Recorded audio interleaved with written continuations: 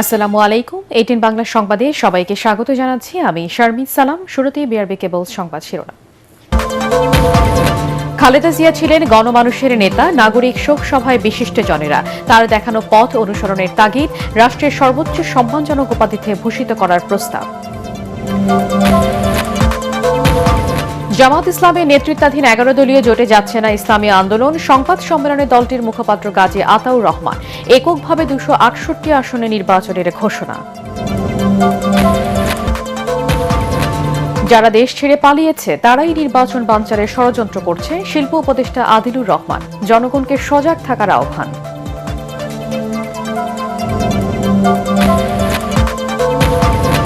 এবং ভরা মৌসুমে সবজির বাজারে নেই সুখবর, সব ধরনের চাল কেজিতে বেড়েছে 7 থেকে 8 টাকা।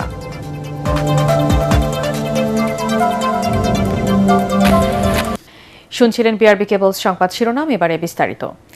মধ্যপন্থী গণতান্ত্রিক রাজনীতি বেগম খালেদা জিয়াকে দলের ঊর্ধ্বে গোটা দেশের নেত্রী আর জাতীয় ঐক্যের প্রতীকে পরিণত করেছিল। বাংলাদেশকে এগিয়ে নিতে হলে বেগম জিয়াকে ধারণ করেই আগামী দিনের পথ চলতে হবে। সম্প্রতি প্রয়াত সাবেক এই প্রধানমন্ত্রীর স্মরণে জাতীয় সংসদ ভবনের দক্ষিণ প্লাজায় নাগরিক শোক সভায় বিশিষ্টজনদের বক্তব্যে এসব কথা উঠে আসে। বেগম জিয়াকে মরণোত্তর সর্বোচ্চ সম্মানসূচক উপাধিতে ভূষিত করতে অন্তর্বর্তী সরকারের প্রতি দাবি জানান সাবেক প্রধান বিচারপতি সৈয়দ JR মোদাসের হোসেন। মৌলুল হাসান জানাচ্ছেন বিস্তারিত। শোকের সাগরে ভাসিয়ে তিনি চলে গেছেন, কিন্তু তার স্মৃতি চির অম্লান। আপসহীন সংগ্রামী দেশপ্রেমিক বেগম খালেদা জিয়াকে স্মরণ করতে নাগরিক সমাজের আয়োজনে এই শোক সভা। জাতীয় সংসদ ভবনের দক্ষিণ প্লাজায় এই আয়োজনে যোগ দিয়েছিলেন সমাজের নানা ক্ষেত্রে প্রতিষ্ঠিত দেশবরেণ্য ব্যক্তিরা। বিএনপি চেয়ারম্যান তারেক রহমান, তার স্ত্রী ডাক্তার জুবাইদা রহমান, কন্যা ব্যারিস্টার জাইমা রহমান সহ পরিবারের সদস্যরা ছিলেন শ্রোতার সারিতে। নাগরিক শোক সভায় বাংলাদেশে নিযুক্ত বিভিন্ন দেশের কূটনীতিক, রাজনৈতিক দলের নেতৃবৃন্দ ছাড়াও ছিলেন অন্তর্বর্তী সরকারের বেশ কয়েকজন উপদেষ্টা। বক্তাদের তালিকায় ছিলেন ধর্মীয় আর পাহাড়ি জনগোষ্ঠীর প্রতিনিধিরাও। কেন বেগম খালেদা জিয়া অন্যান্য রাজনীতিবিদদের চেয়ে আলাদা, সে কথা উঠে আসে বক্তাদের বক্তব্যে। তিনি তার মৃত্যুর মধ্য দিয়ে পরিষ্কারভাবে প্রমাণ করে গেছেন যে তিনি কেবলমাত্র জাতীয়তাবাদী দলের নেত্রী ছিলেন না, সত্যিকার অর্থেই মানুষের এবং দেশের নেত্রী হয়ে উঠেছিলেন, যা লক্ষ লক্ষ মানুষের দল মত নির্বিশেষে লক্ষ লক্ষ মানুষের জানাজায় অংশগ্রহণ করার মধ্য দিয়ে প্রমাণিত হয়েছে। আমরা তার প্রতি শ্রদ্ধা করা মানে দেশে তার ধারা, উনি যে নিদর্শন রেখে গেছেন, উনি ব্যক্তিগতভাবে যে দেখিয়ে গেছেন, সেটার জন্য আমরা একটি অসাম্প্রদায়িক, বহুত্ববাদী, অন্তর্ভুক্তিমূলক একটি বাংলাদেশ যাতে গড়তে পারে। বেগম জিয়া কেন এত জনপ্রিয় ছিলেন? তার একটা কারণ তো অবশ্যই স্বামীর মতোই তার দেশপ্রেম ছিল, আরেকটি কারণ হচ্ছে তার সংগ্রামী জীবন। রাজনৈতিক প্রতিহিংসার কারণে হাস্যকর মামলায় বেগম জিয়াকে সাজা আর কারারুদ্ধ অবস্থায় চিকিৎসা বঞ্চিত করে মৃত্যুর দিকে ঠেলে দেওয়া হয়েছিল, এমন অভিযোগ করেন আইনজীবী, চিকিৎসকরা। আমাদের কাছে তথ্য আছে, কনসিস্টেন্টলি খারাপ দেখাচ্ছিল।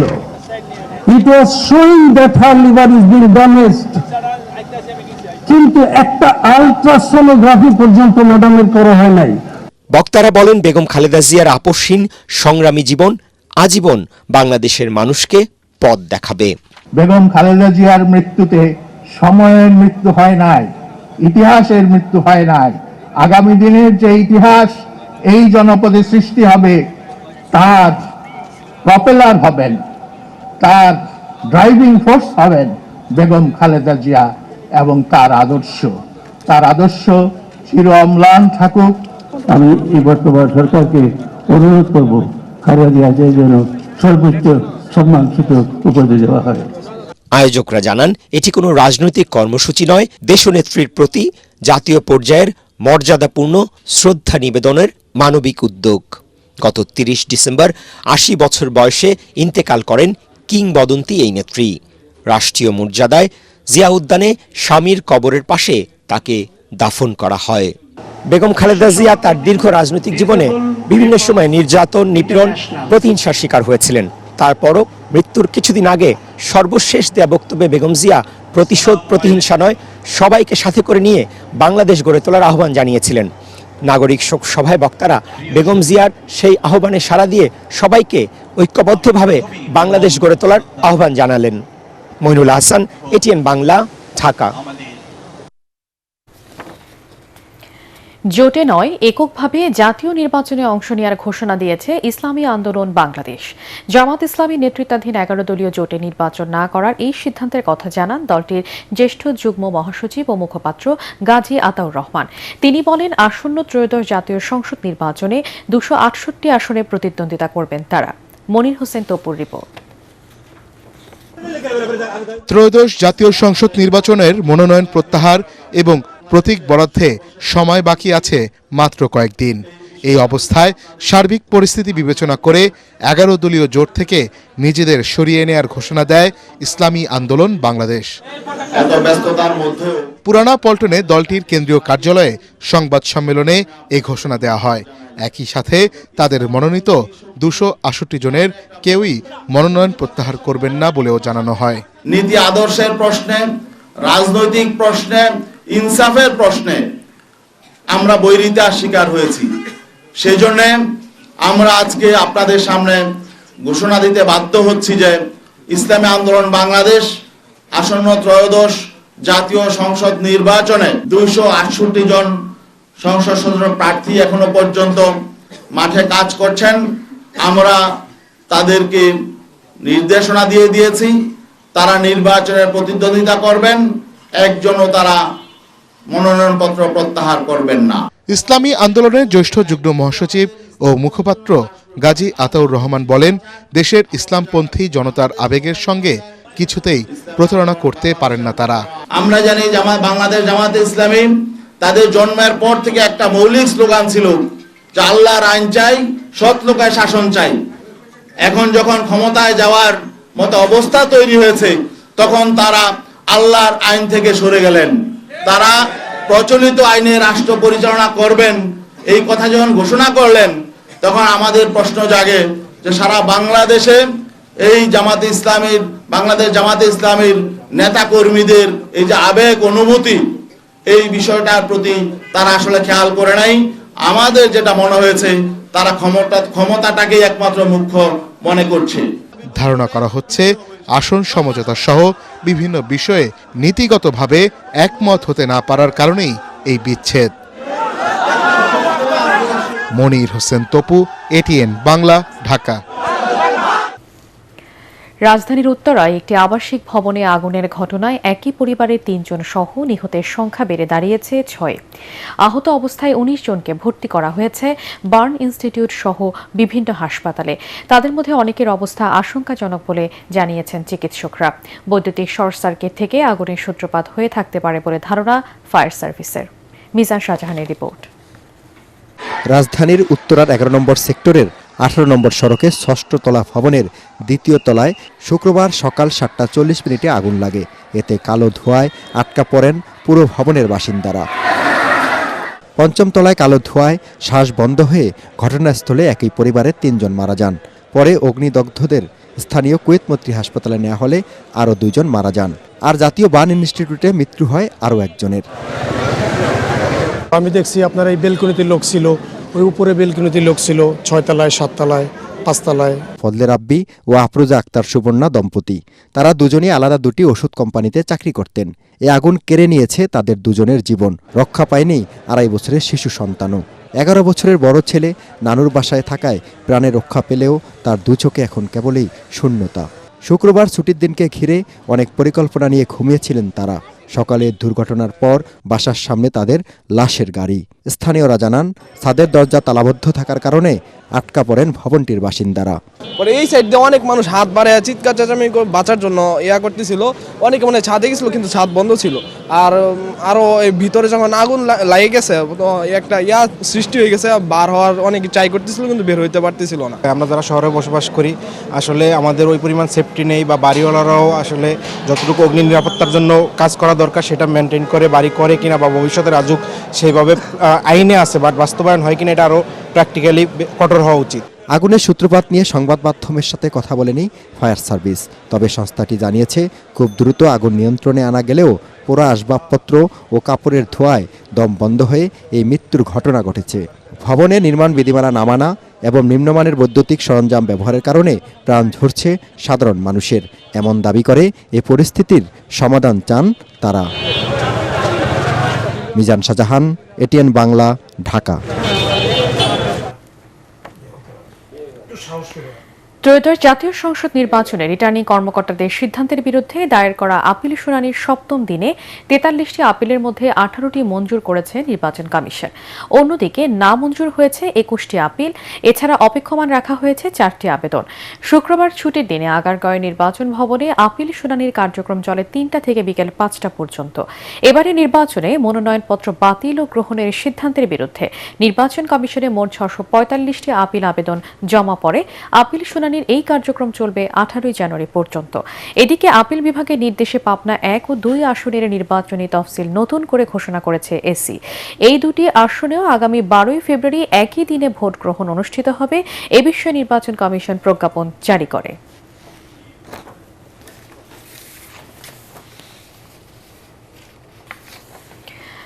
বিএনপি চেয়ারম্যান তারেক রহমানের সঙ্গে বৈঠক করেছেন যুক্তরাষ্ট্রের বাণিজ্য প্রতিনিধি জেমিসন গ্রিয়ার। তারেক রহমানের সাথে ট্রাম্প প্রশাসনের ভার্চুয়ালি বৈঠকে নেতৃত্ব দেন তিনি। বৈঠকে বাংলাদেশ যুক্তরাষ্ট্রের দ্বিপাক্ষিক বাণিজ্য, পারস্পরিক শুল্ক হার ও ভবিষ্যৎ অর্থনৈতিক সহযোগিতা নিয়ে বিস্তারিত আলোচনা হয়। এতে উপস্থিত ছিলেন দক্ষিণ ও মধ্য এশিয়া বিষয়ক সহকারী মার্কিন বাণিজ্য প্রতিনিধি ব্রেন্ডন লিঞ্চ, দক্ষিণ ও মধ্য এশিয়া বিষয়ক পরিচালক এমিলি অ্যাশবি, বিএনপি যুগ্ম মহাসচিব আন্তর্জাতিক বিষয়ক কমিটির সদস্য হুমায়ুন কবির।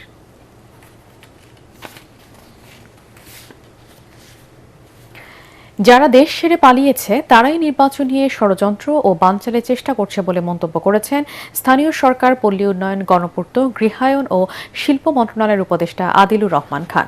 সকালে বান্দরবানে গণভোটের প্রচার, উঠান বৈঠক ও জনস্বাস্থ্য প্রকৌশল অধিদপ্তরের প্রকল্প পরিদর্শন শেষে তিনি এ মন্তব্য করেন। এ সময় উপদেষ্টা বলেন, একটি সুষ্ঠু ও সুন্দর নির্বাচন উপহার দেওয়ার জন্য সরকার বদ্ধপরিকর। দেশে যাতে কোনোভাবেই ফ্যাসিবাদ আর সৃষ্টি হতে না পারে সেজন্য সবাইকে গণভোটে অংশ নেওয়ারও আহ্বান জানান তিনি। এর আগে চড়ুইপাড়া এলাকায় ভোটের গাড়ির নির্বাচন প্রচারণার উদ্বোধন করেন তিনি।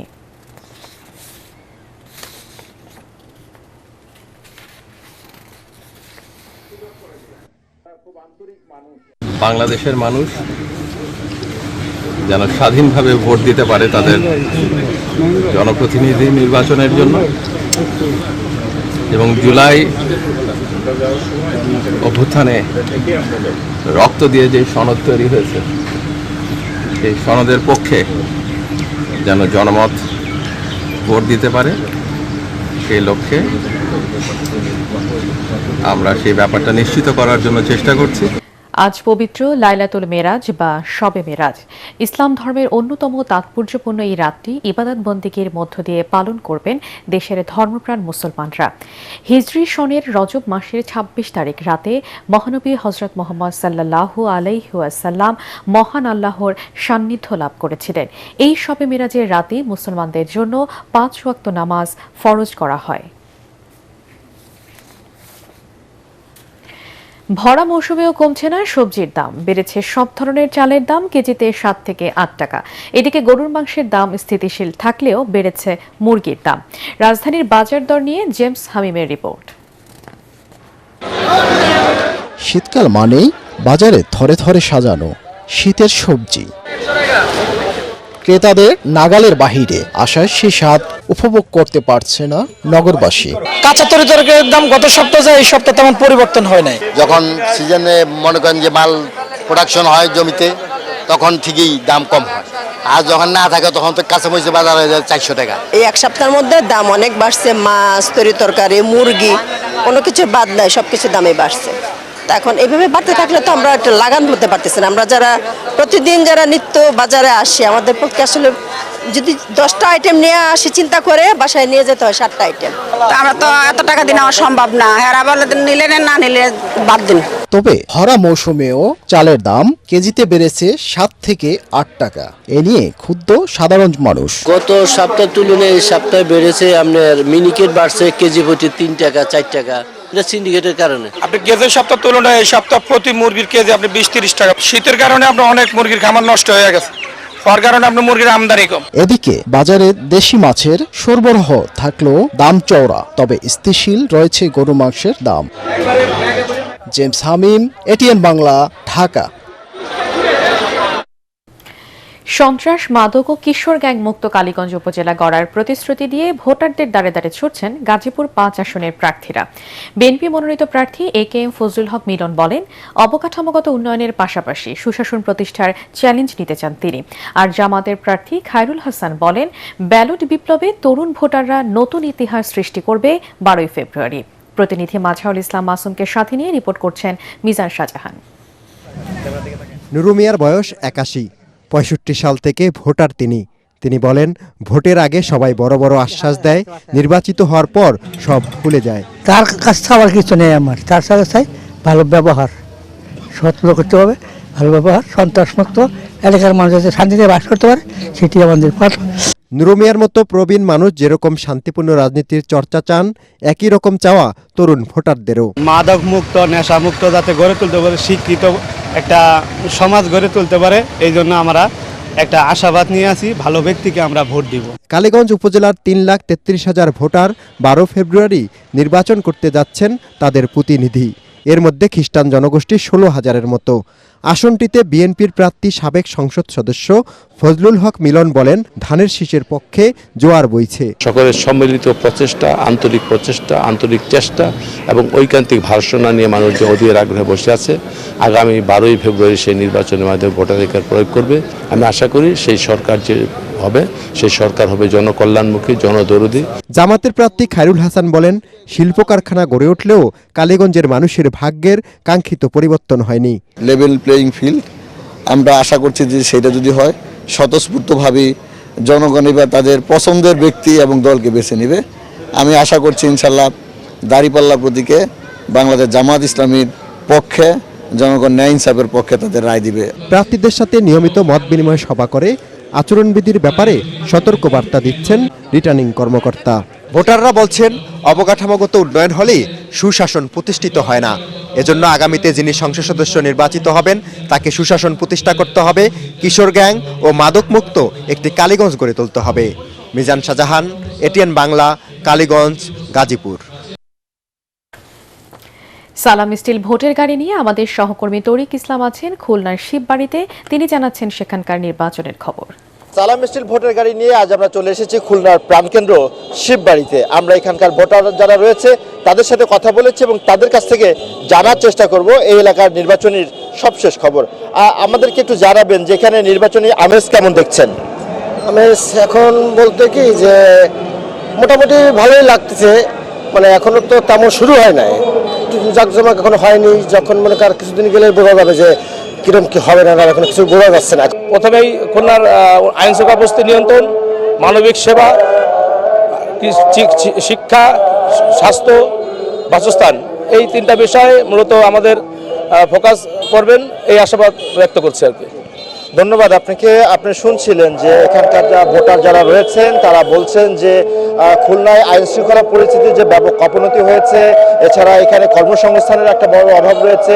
সুতরাং আগামী নির্বাচনে খুলনার আইন শৃঙ্খলা পরিস্থিতি নিয়ন্ত্রণ করা, কর্মসংস্থানের ব্যবস্থা ক্ষেত্রে যোগ্য প্রার্থীকেই বেছে নেবেন তারা, এমনটাই তারা বলছেন। তো সালাম স্টিল ভোটার গাড়ি খুলনা থেকে এই ছিল আমার কাছে সবশেষ। শিক্ষা ও চিকিৎসা সহ বেশ কিছু মৌলিক অধিকার থেকে বঞ্চিত জামালপুর 2 আসনের ভোটাররা। নেই ভালো মানের কোনো শিক্ষা প্রতিষ্ঠান, আবার চিকিৎসার জন্য ছুটতে হচ্ছে ময়মনসিংহ শহরে। এখানকার অধিকাংশ মানুষ দরিদ্র হওয়ায় তাদের প্রধান জীবিকা কৃষিকাজ। তবে সেই কৃষিরও ন্যায্য দাম পান না কৃষকরা, যোগাযোগেরও বেহাল অবস্থা। তাই ত্রয়োদশ জাতীয় সংসদ নির্বাচনে নিজেদের অধিকার আদায়ে কাজ করবেন এমন প্রার্থী বেছে নিতে চান এখানকার ভোটাররা। খায়রুল ইসলামের রিপোর্ট। ঢাকা থেকে 171 কিলোমিটার দূরে জামালপুরের ইসলামপুর উপজেলা। এই একটি উপজেলা নিয়ে গঠিত জামালপুর 2 আসন, যেখানে ভোটার প্রায় 2,82,000। ভোটাররা বলছেন, স্বাধীনতার 55 বছরে এই আসন থেকে এমপি মন্ত্রী হয়েছেন অনেকেই, কিন্তু তারা এখানকার উন্নয়নে রাখেননি তেমন ভূমিকা। আঙ্গরে গ্রাম এলাকায় উন্নয়ন চাই, স্কুল কলেজ আছে, হিন্দার দরকার, পুলানের লেখাপড়া করার দরকার। চুরি চামারি এইগুলা ব্যবসা মানে গরিবের রিজিক মাইরা নিজের আত্মসাৎ করে এই ধরনের সমস্যা। আমাদের নির্বাচনে ভালো প্রার্থী আশা করি ইনশাল্লাহ, আমাদের গরিব দুঃখের পাশে দাঁড়াবে, রাস্তাঘাটে কাজবাজ করবে, দেশের উন্নয়ন করবে, এরকম প্রার্থী আমরা চাইতাছি। সৎ এবং যোগ্য প্রার্থী চাই, তার এটি আমরা চাই। এই আসনে সাবেক এমপি সুলতান মাহমুদ বাবু বিএনপির মনোনয়ন পেয়ে ভোটে লড়ছেন। ধানের শীষের পক্ষে এখানে জোয়ার তৈরি হয়েছে বলে মনে করেন তিনি। তরুণ ভোটারদের আমার উপর আস্থা রয়ে গেছে, কাজে মানুষ আমার উপর অত্যন্ত বিশ্বাস রাখে, কাজে তারা আশা করে যে আমার মতো মানুষ যদি সংসদে যায় তাহলে এই এলাকার সর্বপ্রকার সমস্যার সমাধান হবে। জামায়াত ইসলামীর হয়ে এখানে নির্বাচনে লড়ছেন মোহাম্মদ শামসুল হক। এই এলাকায় অতীতের নির্বাচনগুলোতে দলটির রেকর্ড ততটা ভালো না থাকলেও এবার দাঁড়িপাল্লার পক্ষে সমর্থন বেড়েছে বলে দাবি স্থানীয় নেতাদের। জনগণ এবার পরিবর্তন দেখতে চায়।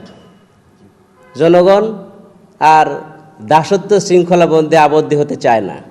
আগামী ত্রয়োদশ সংসদ নির্বাচনেও বাংলাদেশ জামাত ইসলামীকে বাংলাদেশের জনগণ পছন্দ করবে ইনশাআল্লাহ। এটা আমাদের জামাত ইসলামী ইসলামপুর উপজেলার বিশ্বাস। ভোটাররা বলছেন প্রতিশ্রুতি নয়, ইসলামপুরের উন্নয়নে যিনি সত্যিকার অর্থে ভূমিকা রাখবেন তাকেই ভোট দেবেন বাসিন্দারা। খায়রুল ইসলাম, এটিএন বাংলা, জামালপুর। সালাম স্টিল ভোটের গাড়ি নিয়ে নারায়ণগঞ্জ ৩ আসনের সোনারগাঁর সিদ্ধিরগঞ্জ বাজার থেকে ভোটের খবর জানাচ্ছেন সহকর্মী জামিল হাসান শান্ত। সালাম স্টিল ভোটের গাড়ি নিয়ে আমরা বর্তমানে অবস্থান করছি সোনারগাঁও সিদ্ধিরগঞ্জ এলাকায়। এটি নারায়ণগঞ্জ ৩ আসনের অন্তর্ভুক্ত। আজ সারাদিন আমরা এই আসনটিতে ঘুরে দেখেছি। এই আসনের স্থানীয় যারা বাসিন্দা রয়েছে তাদের সাথে আমরা কথা বলে যতটুকু জানতে পেরেছি, এই এলাকায় প্রধান সমস্যাগুলো যেগুলো রয়েছে তার মধ্যে অন্যতম হলো এলাকায় কিন্তু বিশুদ্ধ পানির একটি ব্যাপক পরিমাণে সংকট রয়েছে। আর সেই পাশাপাশি এলাকার রাস্তাঘাটের উন্নয়ন এবং এই এলাকার ভালো তেমন কোনো শিক্ষা প্রতিষ্ঠান নেই বলে এই এলাকার স্থানীয়রা আমাদেরকে জানিয়েছেন। সেই পাশাপাশি কিন্তু এলাকায় উন্নত মানের তেমন কোনো হাসপাতাল নেই বলে এলাকার স্থানীয়রা জানিয়েছেন। এবং এলাকার অন্যতম একটি প্রধান সমস্যা সেটি হলো মাদকের একটি আস্তানা রয়েছে এলাকায় এবং সন্ত্রাসীদের একটি প্রাদুর্ভাব রয়েছে এলাকায়। এগুলো যে আসলে দূর করতে পারবে আগামী সংসদীয় নির্বাচনে এলাকার স্থানীয় মানুষরা কিন্তু তাকেই ভোট দিয়ে নির্বাচিত করবেন। এই এলাকায় যারা প্রার্থী রয়েছেন তারা কিন্তু বিধিনিষেধের কারণে তেমন প্রচারণার কাজটি চালাতে পারছেন না, তবে তারা ভোটারদের দ্বারে দ্বারে যাচ্ছেন, বিভিন্ন প্রত্যাশা তাদেরকে দিচ্ছেন। এলাকা উন্নয়নমূলক প্রত্যাশাগুলো যেগুলো রয়েছে আপনাকে জানিয়ে রাখতে চাই, এলাকায় ভোটার সংখ্যা রয়েছে প্রায় 5.5 লাখেরও বেশি। সালাম স্টিল ভোটের গাড়ি নিয়ে এই ছিল আমার কাছে নারায়ণগঞ্জ ৩ আসন থেকে সর্বশেষ। সন্ধানী লাইফ ইন্স্যুরেন্স আন্তর্জাতিক সংবাদ।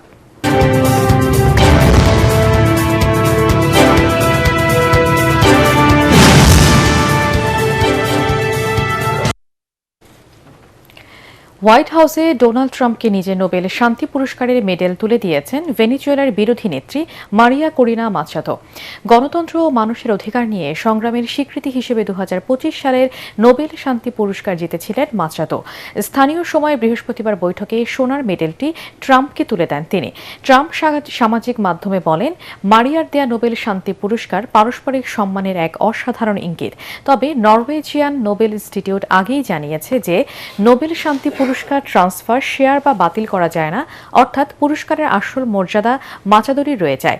বৈঠকের পর মাচাদো ক্যাপিটাল ভবনের বাইরে সাংবাদিকদের বলেন, ভেনেজুয়েলার জনগণের বিশ্বাস ও কৃতজ্ঞতা থেকেই তিনি এই বিপুল সম্মানজনক উপহার ডোনাল্ড ট্রাম্পকে দিয়েছেন।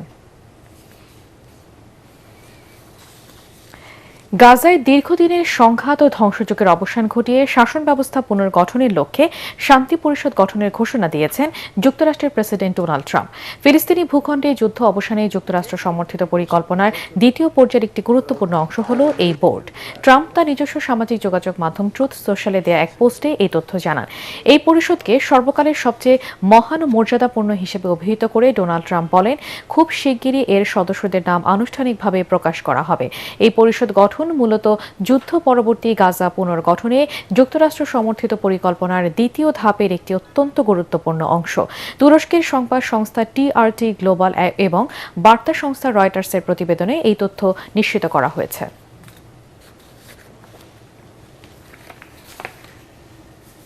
এবারে খেলার খবর।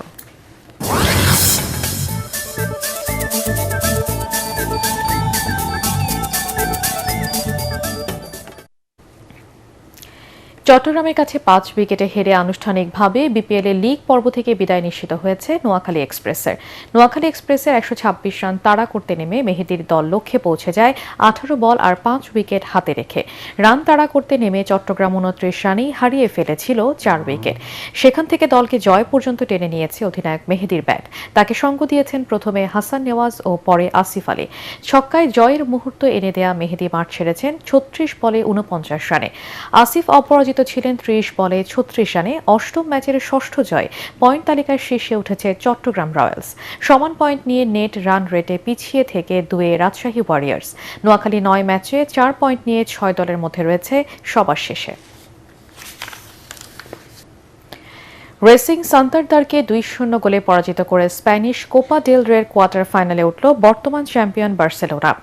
ক্যাম্পাস ডি সার্ডিনারো স্টেডিয়ামে দ্বিতীয় স্তরের দল সান্তারদারের বিপক্ষে প্রথমার্ধে কোনো গোল পায়নি বার্সা। গোলশূন্য প্রথমার্ধের পর খেলার 66 মিনিটে ফেরান তোরেস এগিয়ে দেন কাতালানদের। খেলা শেষের ইনজুরি টাইমের 5ম মিনিটে লামিনে ইয়ামাল বার্সেলোনার 2-0 গোলের জয় নিশ্চিত করেন। এই ম্যাচে হারলেও লিগে দারুণ পারফরমেন্স করায় 2012 সালের পর আবারও লা লিগায় ফেরার সম্ভাবনা তৈরি হয়েছে রেসিং সান্তারদারের।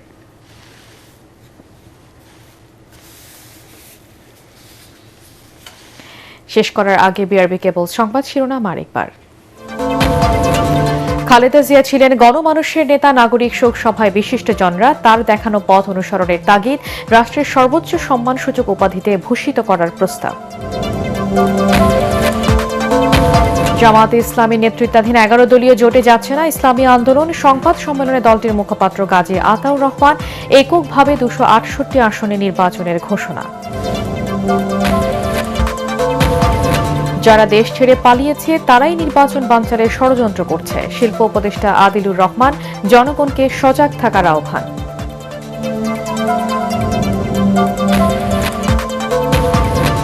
এবং ভরা মৌসুমে সবজির বাজারে নেই সুখবর। সব ধরনের চাল কেজিতে বেড়েছে 7 থেকে 8 টাকা।